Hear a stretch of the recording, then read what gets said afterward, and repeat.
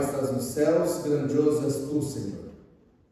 Aqui, esse teu filho, nada é diante de ti, como se for um vermezinho de Jacó, porque a tua grandeza é tão grande e a tua perfeição é tão imensa, que esse pobre ser pecador, que aqui está para transmitir a palavra nesta manhã, não é digno, Senhor. Mas eu conheço o Deus que eu sirvo, e eu sei a quem me chamou. Que essa mensagem seja transmitida no coração de cada pessoa aqui. Que essa mensagem seja levada, Pai, para todo mundo, para testemunho de Jesus Cristo, o nosso Senhor e Salvador. Que o Teu Santo Espírito esteja em nosso meio. Abra nossa mente, abra o nosso coração, e que o Senhor me use neste momento. Obrigado por ouvir esta oração, porque eu te oro em nome de Jesus Cristo, nosso Senhor e Salvador. Amém.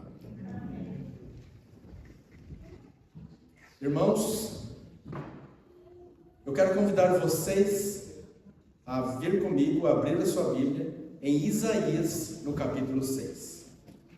Nós vamos começar lendo esse texto de Isaías, no capítulo 6, e o verso 5 até o verso 8.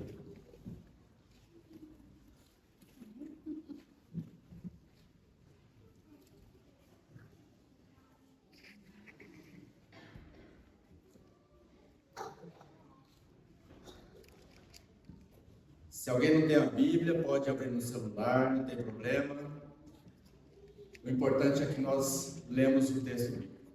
Isaías capítulo 6, versos 5 ao 8. Antes de começar a ler, eu quero contextualizar o que está ocorrendo aqui. Isaías, ele está tendo uma visão. E nessa visão, agora então, ele vê o Senhor Deus sentado no seu trono. E ele vê ali serafins. Serafins é uma categoria de anjos, e esses possuem 6 asas. E eles estão dizendo: Santo, Santo, Santo. Agora vamos à leitura. No verso 5, então, nos diz assim: Então disse eu, aqui é Isaías escrevendo, Isaías dizendo: Ai de mim! Porque estou arruinado, porque sou um homem de lábios impuros, e habito no meio de um povo de lábios impuros. Porque meus olhos têm visto o Rei, o Senhor dos Exércitos. Então voou um dos serafins em minha direção, tendo uma brasa viva em sua mão, e a qual ele tinha tirado do altar com uma tenaz. E ele tocou sobre minha boca e disse: Veja, isto tocou os teus lábios, e a tua iniquidade é removida, e teu pecado purificado. Verso 8. Também eu ouvi a voz do Senhor dizendo: Quem irei eu enviar, e quem irá por nós? Então disse eu: Aqui estou eu, envia-me. Nós vemos aqui que Isaías, ele se coloca na condição de um pecador. Isaías, ele não tem a capacidade diante de Deus de ver a grandeza e a glória de Deus e a majestade de Deus. E Isaías, ele reconhece que ele é um pecador. E agora então ele diz: Ai de mim, quem sou eu? Aqui nós encontramos 3 aspectos da vida de Isaías. O primeiro aspecto é o arrependimento. Ai de mim, ele se arrepende do seu pecado. O segundo aspecto importante da vida de Isaías é a confissão. Ai de mim, porque eu tenho lábios impuros. Ai de mim, porque eu sou um pecador. Ai de mim, porque eu não tenho condição de estar na presença de Deus. E o terceiro aspecto é o perdão. Aonde então Isaías, ele agora recebe o perdão pelo Espírito Santo. Isaías então, ele se arrepende, ele confessa os seus pecados e ele é perdoado. Os 3 aspectos da vida de Isaías. E então, após o seu arrependimento, a sua confissão e o perdão dos pecados que ele tem, o Senhor diz: a quem enviarei? E quem há de ir por nós? Agora então, Isaías, ao ouvir isso do Senhor, ele entende. E ele diz assim: Senhor, eis-me aqui, envia-me, envia-me.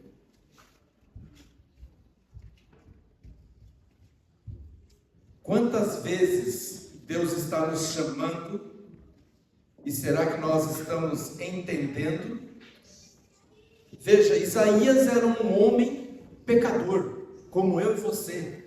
Isaías era uma pessoa que não era perfeito a sua vida, mas ele recebeu um chamado e entendeu o chamado. Nós vemos aqui 2 características na vida de Isaías. A primeira característica é que ele conhecia a Deus. Quando ele ouve a voz de Deus, ele conhece que era Deus. Ele não teve dúvida da visão, ele não teve dúvida daquilo que ele estava vendo, e muito menos do chamado, porque ele sabia quem estava o chamando. Isaías eles conheciam o seu pastor, ele conhecia a voz do seu pastor. Essa é a primeira característica de Isaías. A segunda característica de Isaías é que ele então se coloca à disposição. Isaías agora ele se voluntaria. Ele fala: Senhor, eu sou voluntário. Senhor, eu estou aqui, eu vou. Isaías se põe à disposição de Deus. Ouça o que eu vou dizer agora.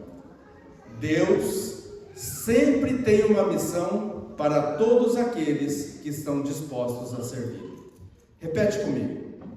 Deus sempre tem uma missão para todos aqueles que estão dispostos a servir.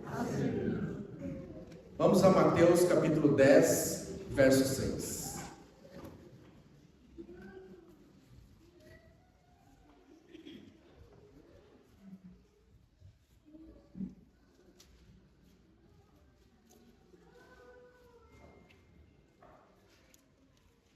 Mateus capítulo 10, verso 6, o Senhor Jesus diz o seguinte: aqui Jesus havia chamado os 12 discípulos, aqui Jesus havia chamado aqueles homens para cumprir uma missão, e Jesus diz: mas ide ante as ovelhas perdidas da casa de Israel.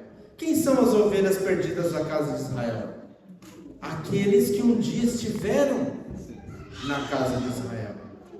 E Jesus continua: e enquanto forem, pregai, dizendo: o reino do céu tem se aproximado.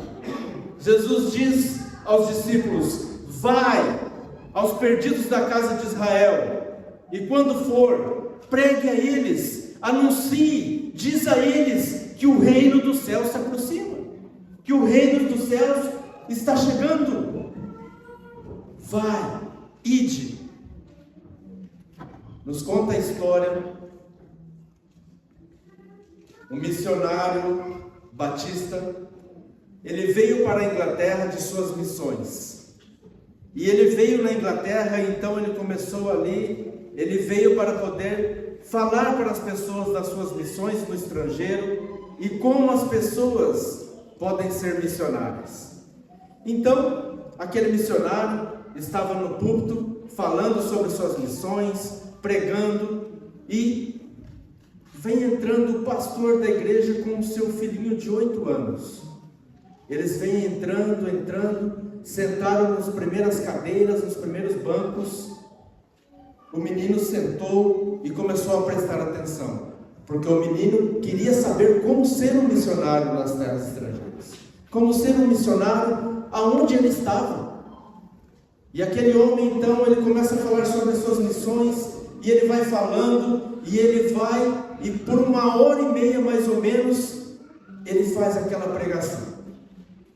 E o menino de 8 anos ali sentado com o seu pai, que era pastor, e ele estava um pouco confuso sobre tudo aquilo que ele havia ouvido falar.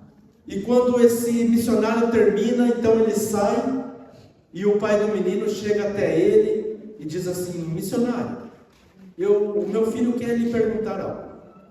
E o menino então se direciona ao missionário e diz o seguinte: eu não entendi muito bem, como que eu faço para evangelizar os meus amigos? O missionário deu um sorriso, olhou para o garoto e disse o seguinte: vai, diz aos seus amigos o que Jesus fez e faz por você. Sabe, irmãos, levar a mensagem não é difícil. Levar a mensagem é falar do amor de Deus. Jesus diz: ide e pregai, ide e anunciai que o reino de Deus se aproxima. Se você for em Mateus capítulo 28, verso 19, quando o Senhor Jesus está para ascender ao céu, ele vai dizer: ide e fazei discípulo de todas as nações. De todas as nações. Esse é o chamado de Deus. Mas nós vamos agora ampliar este assunto. E eu gostaria que você viesse comigo, me acompanhasse em Apocalipse, capítulo 10, verso 7. Apocalipse, capítulo 10, verso 7. Aqui, onde o servo de Deus, João, ele então escreve essa profecia. Veja que interessante. Você precisa prestar atenção, porque isso é muito importante, porque isso é para os nossos dias hoje. João, em Apocalipse capítulo 10, verso 7, ele diz o seguinte: mas nos dias da voz do sétimo anjo, quando ele começar a soar, o mistério de Deus será cumprido, como ele declarou a seus servos, os profetas. Veja, aqui João está descrevendo o sétimo anjo que vai tocar a sua trombeta. Se você voltar um pouquinho, você vai ver que tem 6 anjos que já tocaram as suas trombetas. E aqui João diz que o sétimo anjo está para soar, para tocar a sua trombeta. Sabe, nós estamos vivendo nos períodos da 6ª trombeta. Este é o período que a igreja de hoje está vivendo. 5 trombetas já foram soadas. A 6ª trombeta está sendo soada. A mensagem da 6ª trombeta está sendo dada ao mundo. Seja você falando ou não, mas ela está acontecendo. E a 7ª trombeta, ela está a ponto de ser soada. E quando a 7ª trombeta, estiver para ser tocada, quando esta mensagem estiver para concluir, então o mistério de Deus será cumprido. Veja a importância. O mistério de Deus está para se cumprir. Mas eu te pergunto, o que é o mistério de Deus? Você sabe o que é o mistério de Deus? O que é o mistério de Deus? A Bíblia nos revela. E agora, para nós entendermos o que é o mistério de Deus, nós vamos seguir uma leitura de alguns versos da Bíblia. E vamos descobrir o que a Bíblia tem para nos revelar nesta manhã. Romanos capítulo 16. Volta um pouquinho as páginas da sua Bíblia e você vai encontrar ali Romanos, que está entre Atos e 1 Coríntios. Romanos capítulo 16, versos 25 a 27. Ora, aquele que é poderoso para estabelecer segundo o meu evangelho e a pregação de Jesus Cristo, conforme a revelação do mistério mantido em segredo desde o início do mundo, desde tempos eternos, mas que agora se manifestou e pelas escrituras dos profetas, segundo o mandamento do Deus eterno, se fez conhecido a todas as nações para a obediência da fé. Aqui ele está dizendo que esse mistério de Deus agora se manifestou, mas esse mistério de Deus, ele esteve desde tempos eternos, desde antes da fundação do mundo, já existia esse mistério de Deus. Vamos continuar lendo para saber o que é o mistério de Deus. 1 Coríntios, capítulo 2, verso 4. Coríntios está aí ao lado de Romanos. 1 Coríntios, capítulo 2, verso 4. Nós vamos ler o verso 4, o 6, o 7 e o 10. E está escrito: E meu discurso e a minha pregação não estava em palavras persuasivas de sabedoria humana, mas em demonstração do Espírito e de poder. Verso 6. Todavia falamos sabedoria entre os que são perfeitos, porém não a sabedoria deste mundo, nem dos príncipes deste mundo, que são reduzidos a nada. Mas nós falamos a sabedoria de Deus em um mistério, mesmo a sabedoria escondida, a qual Deus ordenou antes do mundo para a nossa glória. Verso 10. Mas Deus nos revelou o quê? O que estava escondido, o mistério escondido. Deus nos revelou pelo seu Espírito, porque o Espírito busca todas as coisas, sim, as coisas profundas de Deus. Deus revelou este mistério através do Espírito pelos seus servos, os profetas. Colossenses, capítulo 1, verso 26.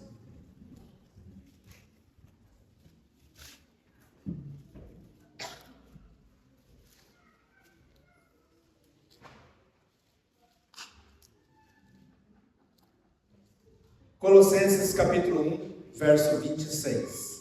Diz assim: O mistério que esteve oculto desde todos os séculos e gerações, mas agora é manifesto aos seus santos,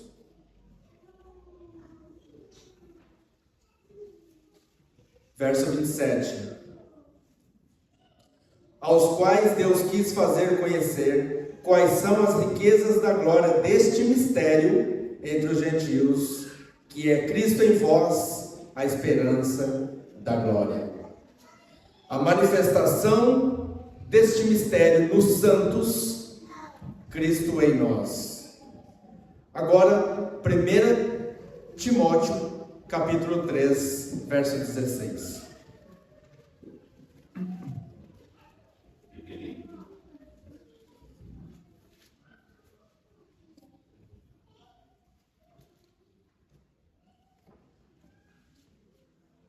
Veja qual interessante é isso daqui. 1 Timóteo 3,16 vai revelar esse mistério, que Paulo já revelou antes.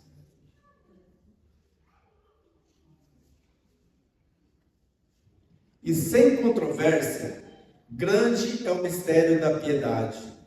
Deus foi manifesto na carne, justificado no Espírito, visto pelos anjos, pregados aos gentios, crido no mundo e recebido acima na glória. O que está dizendo aqui em 1 Timóteo 16? Primeiro, manifestou em carne e viveu. João 1,14 diz: o verbo se fez carne e habitou entre nós. Segundo, venceu o pecado na cruz, ele foi justificado no Espírito. Terceiro, visto pelos anjos, testemunhas vivas testificaram. Quarto, pregado aos gentios, ele ressuscitou, ele não ficou morto, mas ressuscitou. E quinto, recebido na glória, ele ascendeu. Eu te pergunto, ele foi manifesto em carne, venceu o pecado na cruz justificado no Espírito, visto pelos anjos, recebido na glória. Quem é o mistério de Deus revelado neste mundo? Jesus! Jesus é o mistério que a Bíblia revela, que estava desde tempos antigos, antes da fundação do mundo, mas agora foi revelado. Jesus, ou seja, em outras palavras, o mistério de Deus é o Evangelho em Jesus Cristo. Veja como Ellen White confirma isso e captou isso da Bíblia. Em Signs of the Times, 25 de março de 1897, ela disse: a encarnação de Cristo foi seu mistério. A união da divindade com a humanidade é, na verdade, um mistério que esteve oculto em Deus. O mistério que estava oculto desde os séculos dos séculos. Jeová o manteve em silêncio eterno, até que foi revelado pela primeira vez no Éden. Aonde foi revelado pela primeira vez? No Éden. Pela primeira vez o mistério de Deus foi revelado. E ela continua. Foi revelado no Éden pela profecia que a semente da mulher iria ferir a cabeça da serpente, e a serpente o calcanhar do descendente da mulher.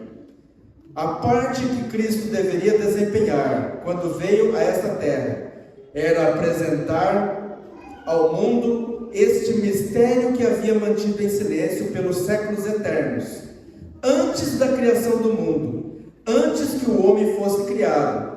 E este maravilhoso mistério da encarnação de Cristo e sua expiação deve ser declarado a cada filho e filha de Adão, seja judeu ou gentio, seja adventista ou não adventista. Ele deve ser declarado. Este mistério, este evangelho, o evangelho do reino, é Jesus Cristo encarnado neste mundo. Nós devemos proclamar. Quando foi revelado o segredo do ministério de Deus? No Éden. Gênesis 3, verso 15. Agora, interessante uma coisa que a irmã White ela inclui aqui, a obra expiatória. Por que ela inclui a obra expiatória? Ela diz aqui, este maravilhoso mistério da encarnação de Cristo e sua expiação deve ser declarado a todas as pessoas. Por que ela inclui a obra expiatória aqui também? No mistério de Deus, no Evangelho de Deus. A resposta está no livro Conselhos para a Igreja, na página 356, que diz o seguinte: a compreensão correta, presta atenção, a compreensão correta do ministério do santuário celestial constitui o alicerce da nossa fé. Quer que eu te conte um segredo? Somente o povo de Deus tem o conhecimento, a compreensão correta do ministério do santuário celestial. E é por isso que essa compreensão, é por isso que este ministério de Jesus no santuário, ele é o alicerce da fé adventista do sétimo dia. Ninguém pode entender, compreender completamente o mistério de Deus, o Evangelho de Deus, o ministério de Cristo, sem entender aquilo que o santuário está mostrando, sem entender o ministério de Cristo no santuário, a obra de Cristo no santuário. E no santuário nós encontramos 5 funções ministeriais para o plano da salvação. Você conhece as 5 funções? Quem conhece?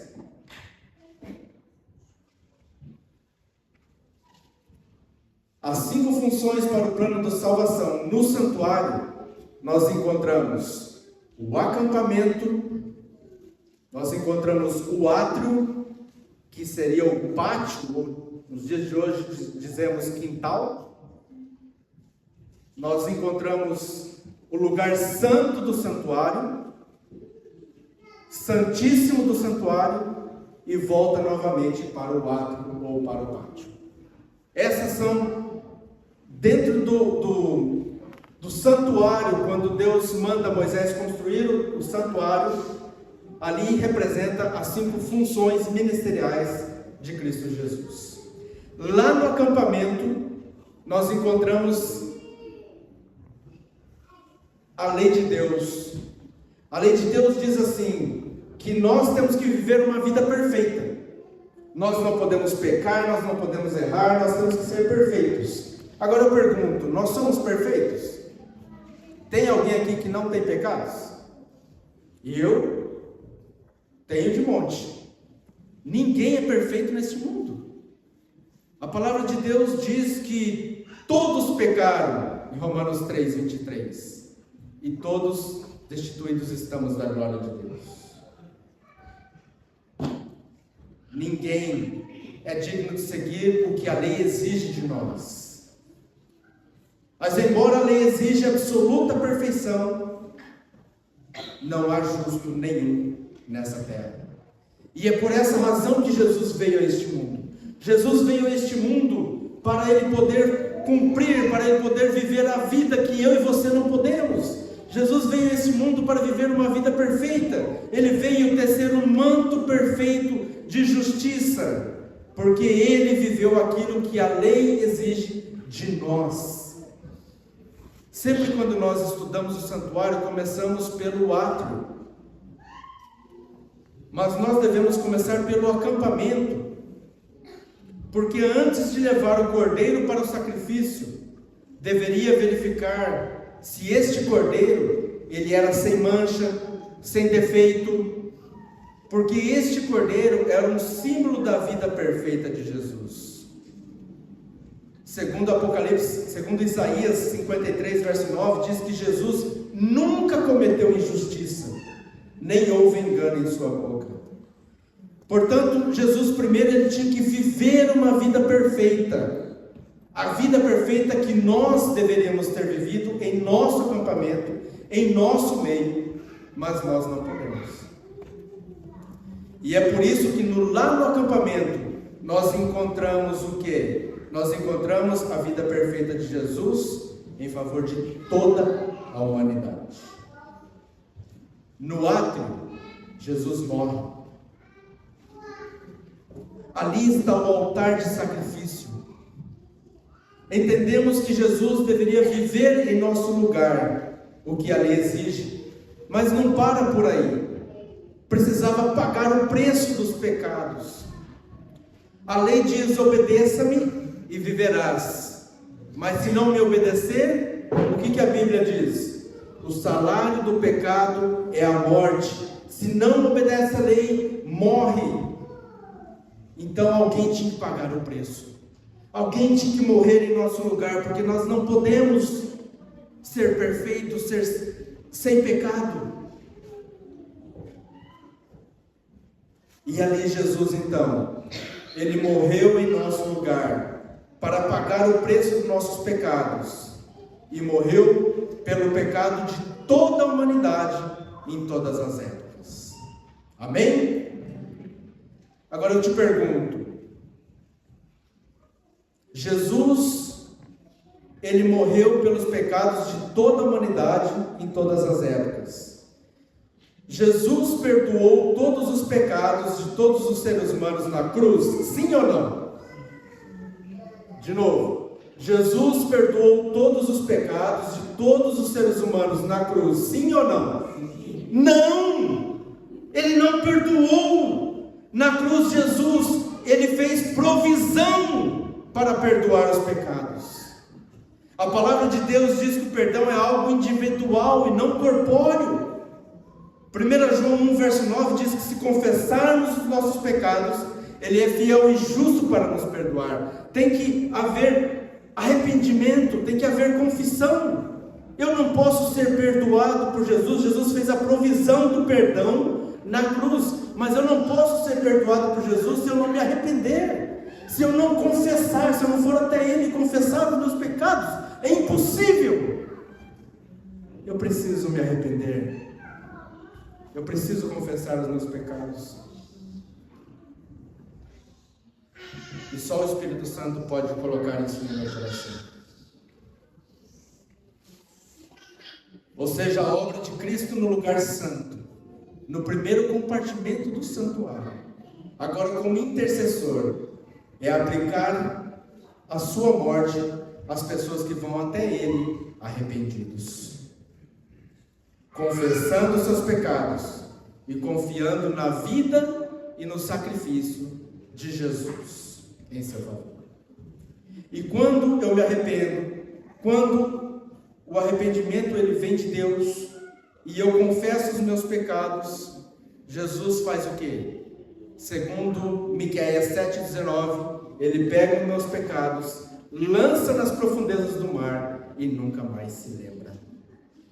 Essa é a justificação pela fé. Somos justificados pelo sangue de Cristo que morreu por nós. Satanás não tem vitória quando uma pessoa se arrepende, confessa os seus pecados diante de Deus. Neste momento ele é derrotado, ele é caído no chão. Porque Jesus olha para o Pai e diz assim: justificado pelo sangue que eu derramei em prol deste pecador. O serviço do santuário no Antigo Testamento, durante todo o ano, os pecados dos hebreus entravam no santuário. Então o pecador trazia o animal perfeito, sem mancha, sem defeito, colocava as mãos sobre o animal, confessava seus pecados e imolava para o holocausto. Logo em seguida o sacerdote, ele pegava parte do sangue desse animal e entrava no lugar santo, no primeiro compartimento do santuário. Ele entrava no lugar santo e ali então o sacerdote ele começava a interceder por aquele pecador. Desta maneira, os pecados eram transferidos simbolicamente do pecador para o animal, do animal para o santuário.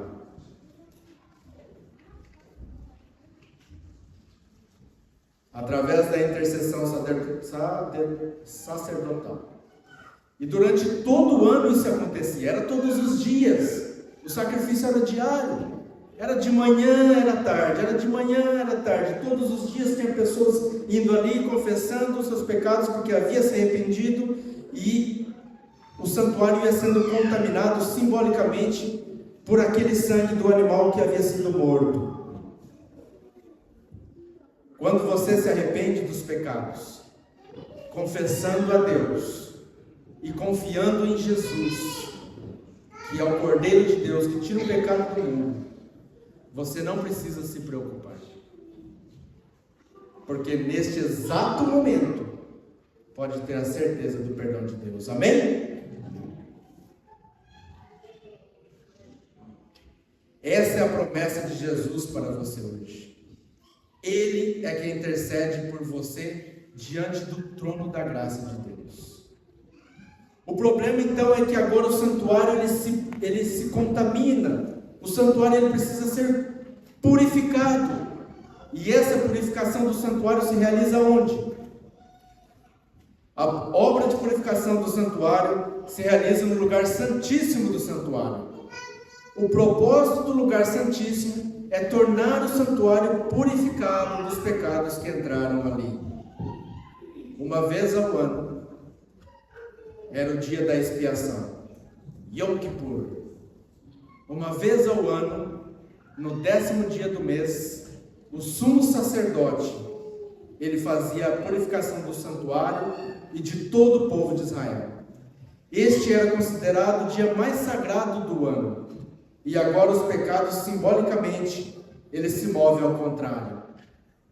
Eu disse aqui que os pecados, eles entravam simbolicamente através do sangue do Cordeiro, contaminavam o santuário. Agora, uma vez ao ano, o sumo sacerdote, ele ia fazer a purificação do santuário, no lugar santíssimo do santuário.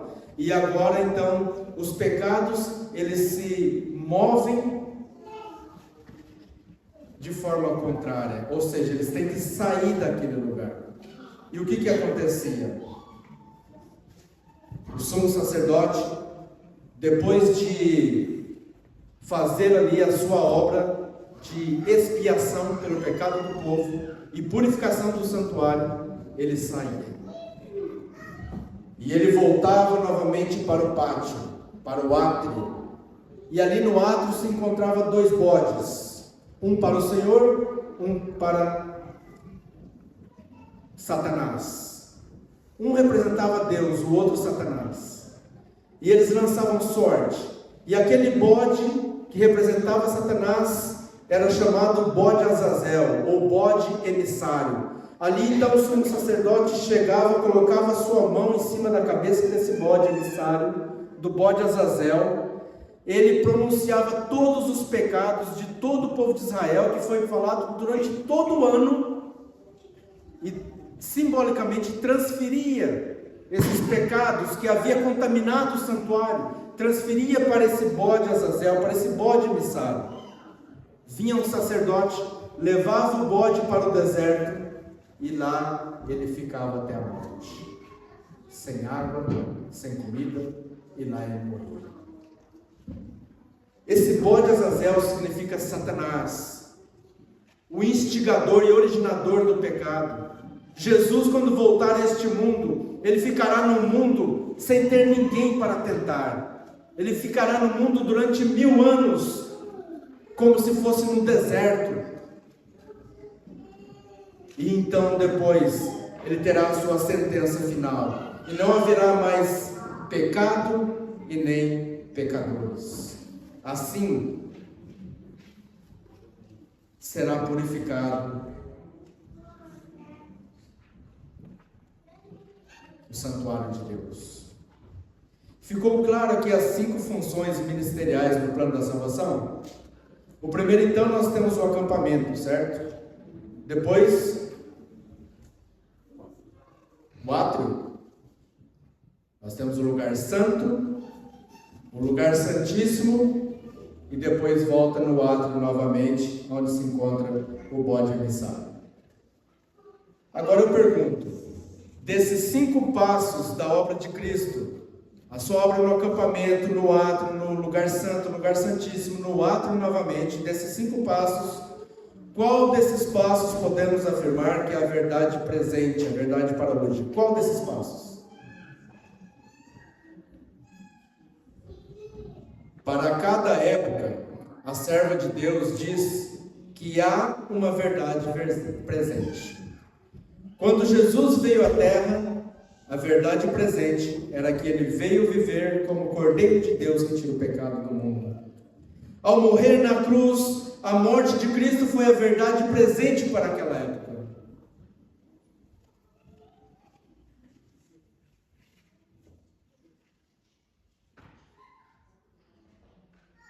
No dia de Pentecostes, a verdade presente era a intercessão de Jesus e pelos pecador arrependido.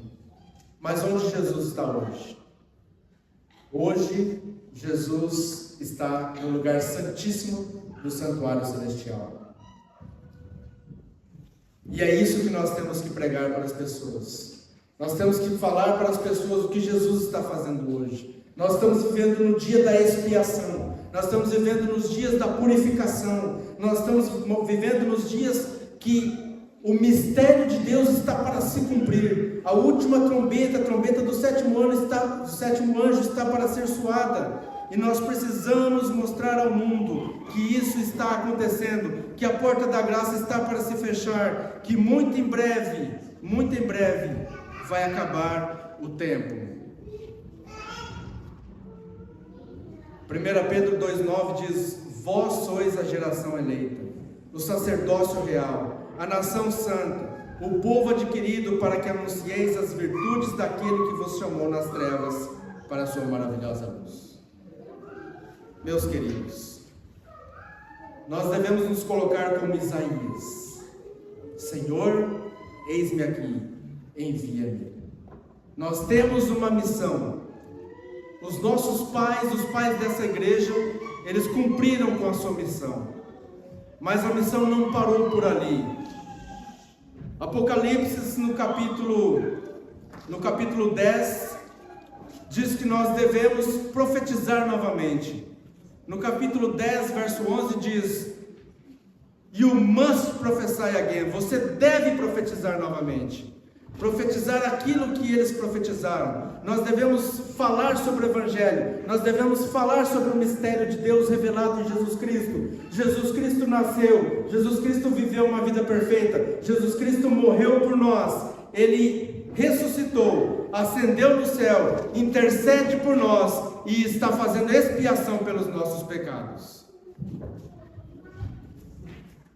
Que nós possamos levar essa mensagem para todas as pessoas.